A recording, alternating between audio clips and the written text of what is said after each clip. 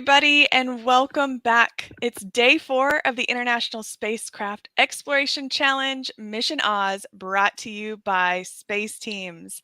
Thank you so much for joining us. We will have those activities live shortly, but we also have a special guest today who will be joining us, as well as our mission experts who will be coming on to explain more about what you did yesterday with some tips if you struggled, as well as what you'll be doing today.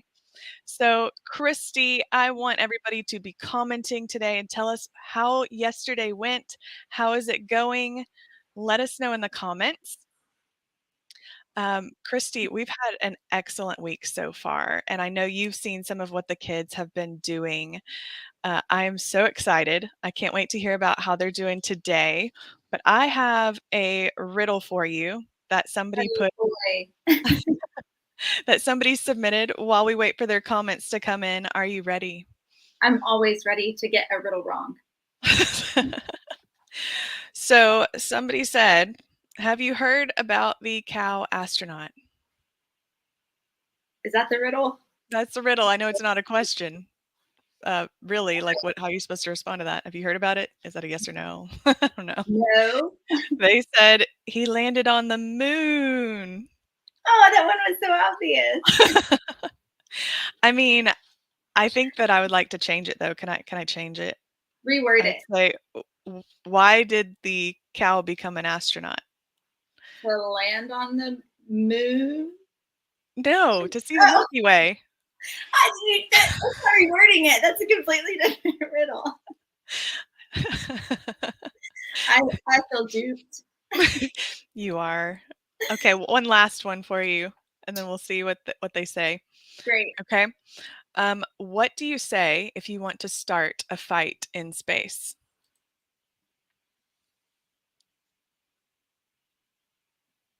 I got nothing. Nothing. Come at me, bro. Nice. I like it. Very good. Well, if anybody has any better jokes than I do, please submit those in the community so that we can read some good jokes. Sorry, guys, that was bad. Oh, great answer here. Star War for the joke. Oh, that is a good one. Very good. Hey, it looks like everyone had a great day yesterday. Said that it was fantastic and they're loving the program. Totally fun. They've been hard, feeling kind of tired, putting in hard work for Space Teams. Well, Clifford was tired yesterday. I hope he's not tired today. I think he just said he's excited. So that's good. We're making progress. That's right. You can be tired and excited. That's right. Well, another question for you guys out there to comment on. I'll also ask Christy while she is here because I want to get to know everybody a little bit more. Christy and everybody out there, what do you like to do for fun? Ooh, I love to read, and I like to volunteer at my children's school, and I like to sometimes binge on a good Netflix series. Oh, Yeah, yes. yeah. What about you, Claire? What do you like to do for fun? I probably the same things that I also do for work. I like to teach kids. I like to launch rockets with my students and with my own children. I like to watch movies. Yes. So, what does everybody else out there like to do for fun? All right, we've got some answers coming in already. Olivia likes sleep. I also like to sleep. And let's see, playing sports, especially football. And they must not be from the States because they clarified that that was soccer.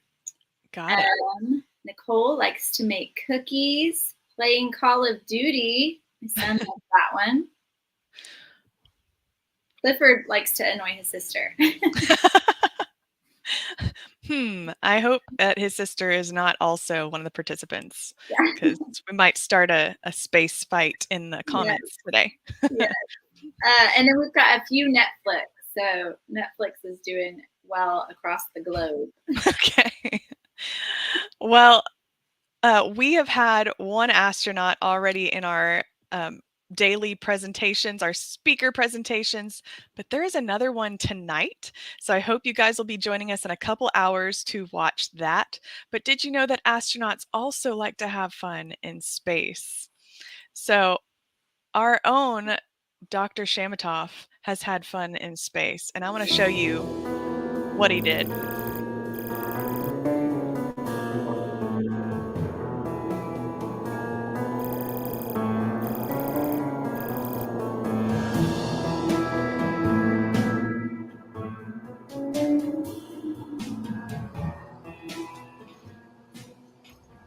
Hey, Hey, what? hey, we got some visitors. Visitors? Up here? Yeah, we do. How's that possible? Right there. Hi. Hey, welcome on board. Hey, hi. I'm Richard Garriott. I'm Greg Shamatov. Welcome on board the International Space Station. Hey, Greg. You've been up here for 4 months. Why don't you tell our new visitors what you've been up to? Well, we're here inside the Kibo module. This is the brand new Japanese module for the International Space Station, and I've been here for 4.5 months. We brought it up on the shuttle flight that I came up on, and we installed everything. And I've been working here setting up experiments. These are some of our beautiful new experiment racks. This one does biology. This one does fluid physics. Well, if this is the Kibo Japanese module, why is everything labeled in English? Well, I don't speak Japanese. It helps me a little bit, but I guess you have a point. Well, don't you think there at least ought to be something here to label it, or make it clear that this is the Japanese module? Well, yeah, I have something in mind for that actually. I mean, we're going to commemorate these modules because they're complete now, ready to go. Okay. And I've got Show me what you got in mind. Well, the Japanese flag is colors are red and white. Yeah, well, that's true. That's a start. I've got a couple of silks with the right colors. Yeah. And so I'm going to do something with these Something silks. Japanese with something red and white. Yeah, what do you think? Maybe. If you make something Japanese, well, don't forget, just like that was labeled in English. You've got the Columbus module back here behind us is from ESA. We're connected to the U.S. nodes. We're connected to the Russian segment. There's cosmonauts on board. 15 countries involved. You're going to have to figure out something to do for all of these things. Yeah. It might end up being a long night if you're not careful. Oh, look at this though. This is a nice way to commemorate. Oh, I see. Actually, that's pretty cool. That's pretty great. A Japanese flag to commemorate the Japanese module. Exactly. Well, that's great. But now, what are you going to do for the other places? Like, we got to start with the United States. You're an American astronaut. We got to have something in here to commemorate America. What can we do? Well, I have an idea. Why don't you put that here in my thinking cap? All right. Well, once you've got that here in my thinking cap, think on it for a while. Oh, what's your idea? Well, let's see here. Make sure it's all down inside there. Think. How about this? That's different.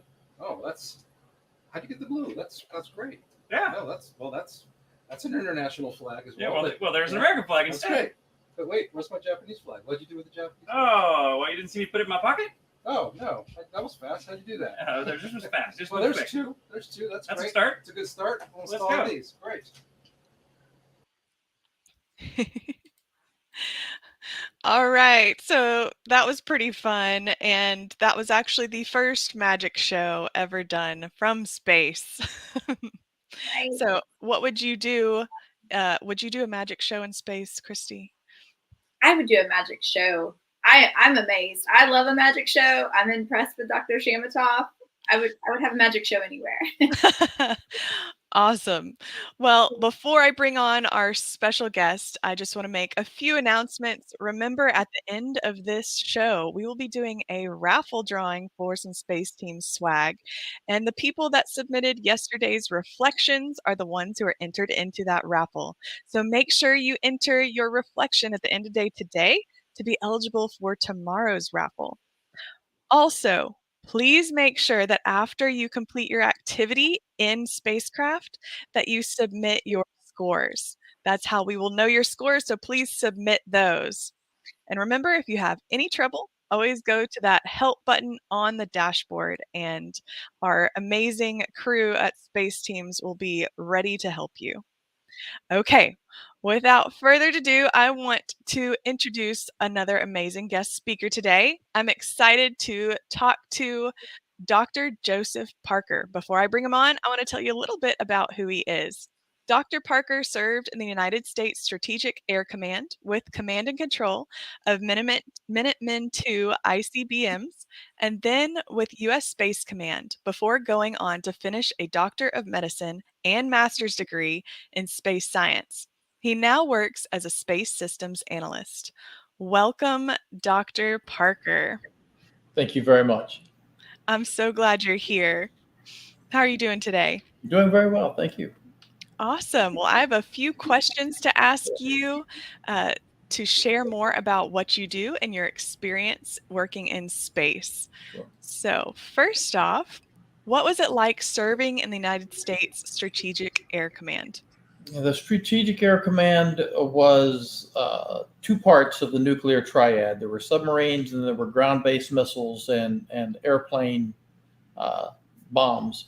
And so those were the three parts of the triad. And I served at the height of the Cold War from 1983 until about 1993, until the fall of the Soviet Union. And during that time, we knew that the U.S. had no first use policy.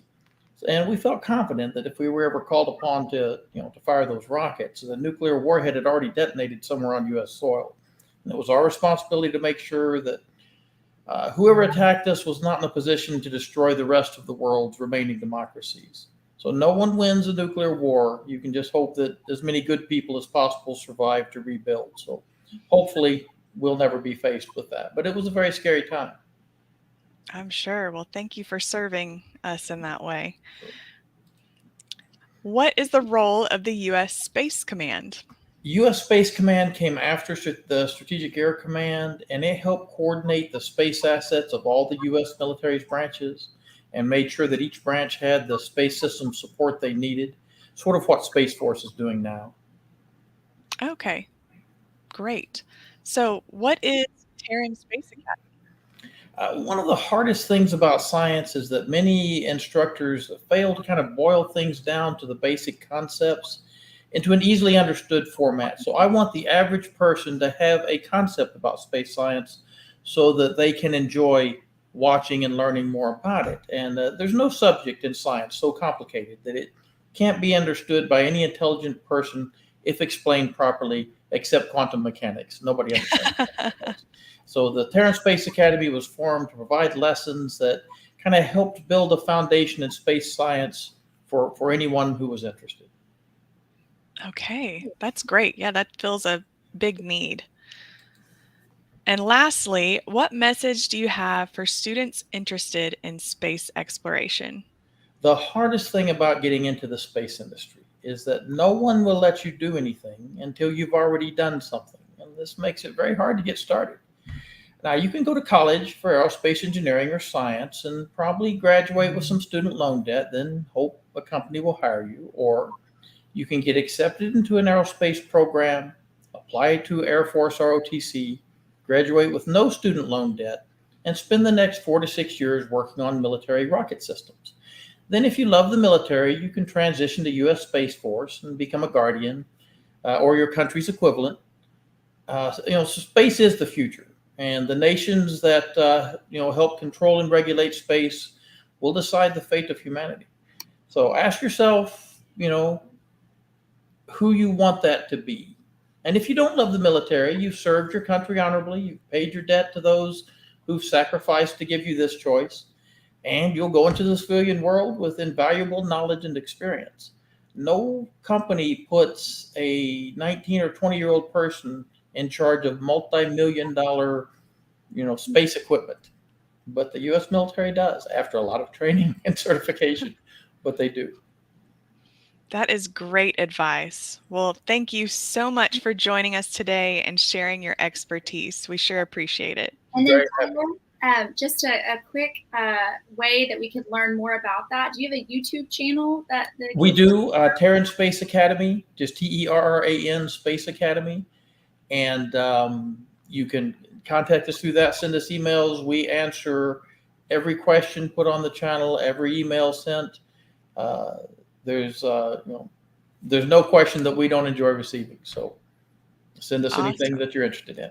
Awesome. Okay, well, thank you so much. Very welcome. Participants who are listening, make sure you go check that out. All right, thank you, Dr. Parker. You're Thank very you, welcome. Parker. Have a good day. All right, so now we are going to bring back our mission expert from yesterday, Brian, to look at what you guys did. Welcome back, Brian. Howdy, it's been great to see how everyone's been getting along. Awesome. Well, I'm going to share some of what the students have worked on and get your reaction. Wonderful. Oh, wow. Okay. So first thing that I notice is Nathan's orbit around Vulcan. You can see that it's doing a lot of retrograde burns to make sure that you get right to the perfect spot at the perfect angle. And also it looked very pretty to see all the colors and all the different orbits. And then we see both Johan and Sienna. Sorry, this is Rex. Johan and Sienna with their transfers from Earth to Vulcan. Those are also very cool. Okay, and here's some more. Wow. A few more of the solar system. And it looks like Ezekiel got a 99.99 in orbital mechanics. And little birdie told me that they worked a little bit harder and even got a 100%. Oh, that's awesome. I love when they don't give up. Yeah, it's incredible. Okay. Well, now we're going to look at a few other things that were submitted. I know this isn't related to your expertise, but I just had to share some amazing mission patches that were submitted yesterday. What do you think of these, Brian? So first off, I love the Disastronauts. That's just a great name and a perfect image for it. As well as Stellar Solutions and Freddie Mercury. I do like how they have each of the group members' names on them to really represent pride. And then you gotta love an astronaut dunking. That's just great. The Little Dippers. Yes. And then, of course, we've got some photos submitted by some of the teams. I love that, or just one team here. Wonderful. And then I love this picture that was submitted in the reflection. Everyone is paying attention to the lecture. So that was the speaker presentation yesterday. I love that the dog is also watching. Even dogs like to learn about space. That's right. Yes. So, Brian, is there anything that you would like to add or give a tip about how our participants could be successful if they're struggling in yesterday's mission? Yeah, so I've got actually two tips that are related. The first one is if you're worried about getting to Vulcan from Earth, one thing that I might suggest is not to try so many burns around Earth. You don't want to waste a lot of that delta V around Earth because it's a lot of energy to get from Earth to Vulcan. So you don't want to spend a lot of time hanging out around Earth's orbit. And then the second one, this one's a little bit tricky if you don't get it immediately on the first try, is it's easier to angle your orbit to give it an angle of inclination when you're farther away from an object. When you're closer, it's a lot more delta V to get that angle higher. But if you're farther away, like say passing by Vulcan, it's easier to get that angle at a steeper angle because that's what's important to making sure that you're scanning the planet properly to find a good landing spot. Great tips. All right. Now, do you have a trivia question for our students today? I do, actually. Okay. So the question is, how often does the Earth to Mars transfer window open? I know that for this activity, we're mostly dealing with this mythical planet Vulcan, but a lot of space development in the next few dozen years or so is going to be focused a lot on Mars. So it's important to know how often can we actually get to Mars from Earth? It's a pretty important time period. Okay. Well, we have some pretty smart listeners. They've been really good about getting a lot of the trivia questions from our previous experts. Let's see if they can figure this one out.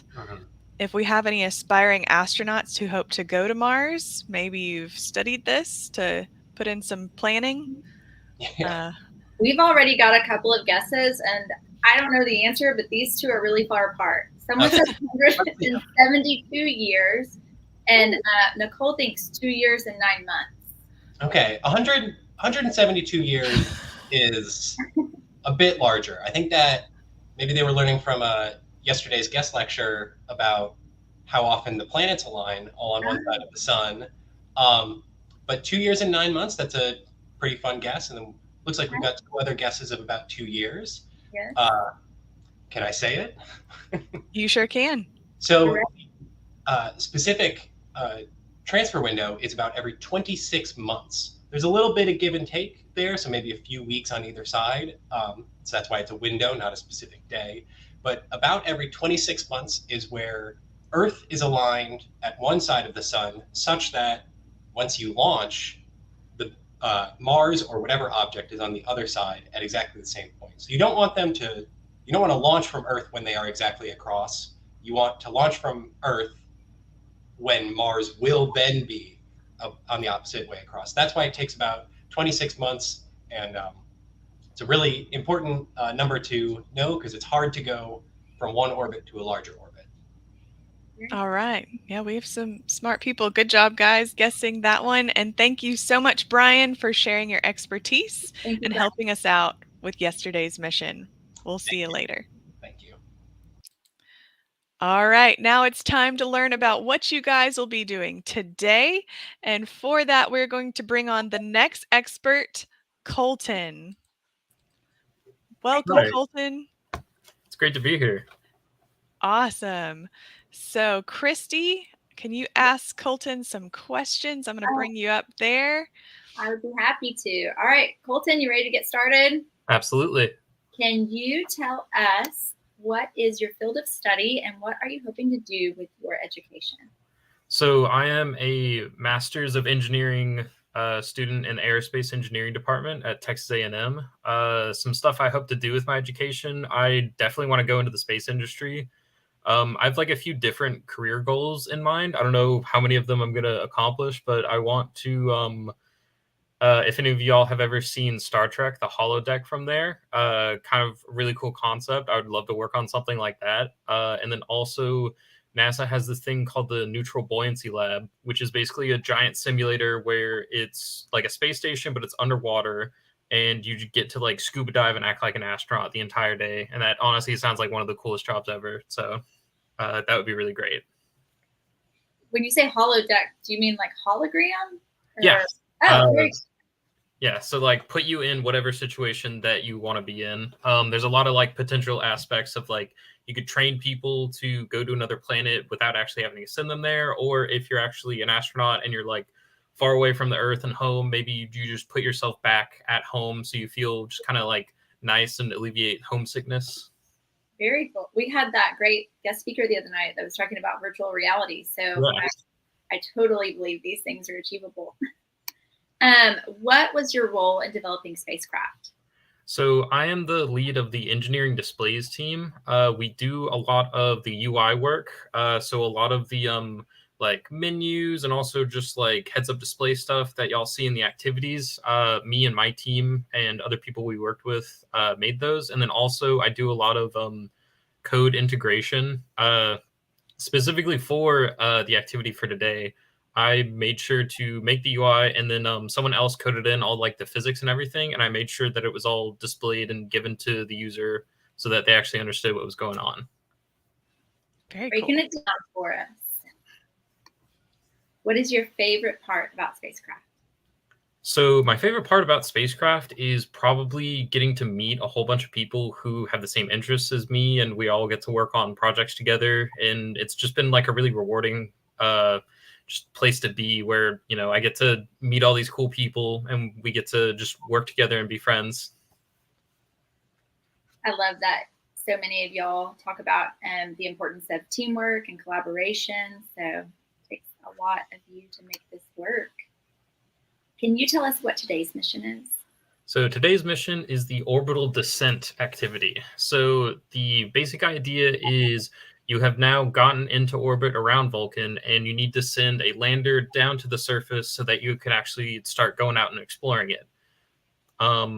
You have a landing vehicle that starts at the top of orbit and you just got to pilot it down through these little holographic rings that you'll be able to see. And there will be a landing site that your goal is to land your lander as close to the center of that landing site as possible while making sure that you don't just crash into the ground. You have to kind of gently land so that your landing craft's actually intact when you hit the ground. Sounds tricky. Have you actually made a perfect score on this activity? I have not made a perfect score. The highest I've gotten, I think, is a 97. I have seen perfect scores before, though, so it is possible. Okay, good to know. Setting goals. Any hints or tips or tricks that could help the participants be successful?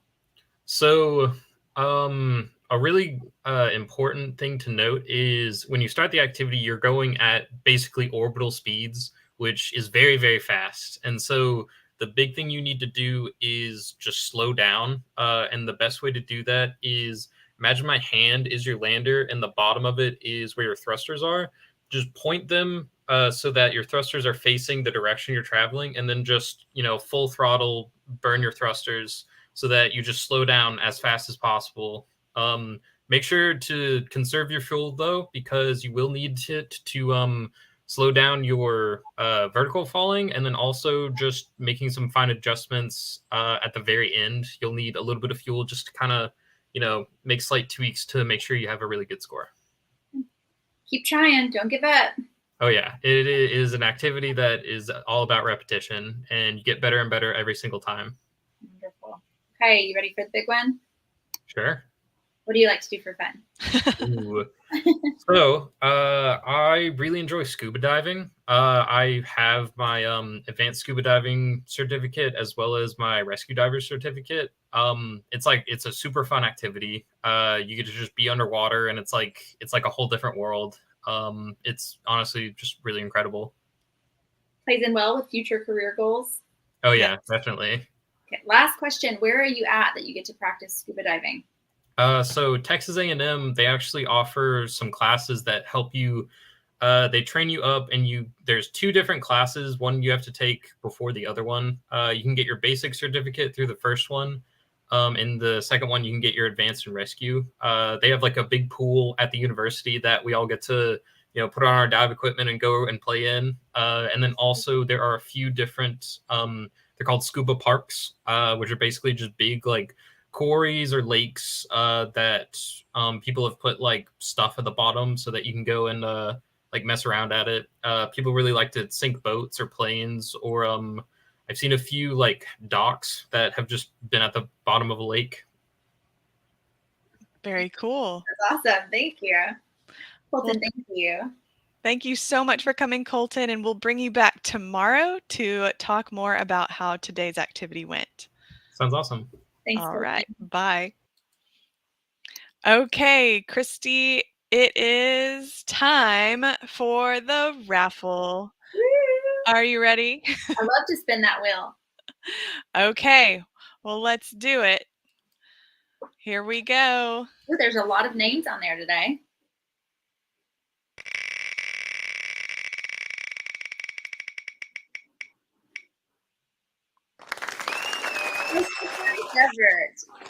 All right. Congratulations, Christopher. You have won some Space Team swag. Thank you for entering into the raffle by submitting your reflections. So guys, remember, if you want to be in that raffle, there's more people getting in, but you want to make sure that your name is in there. So submit those reflections. Join us back in a couple hours for an amazing speaker presentation by another astronaut. Submit your questions for that speaker because we might get to ask your question. All right, guys, go to those reflections, submit those scores, and we will see you in a few hours. Bye. Oh, Christopher's on.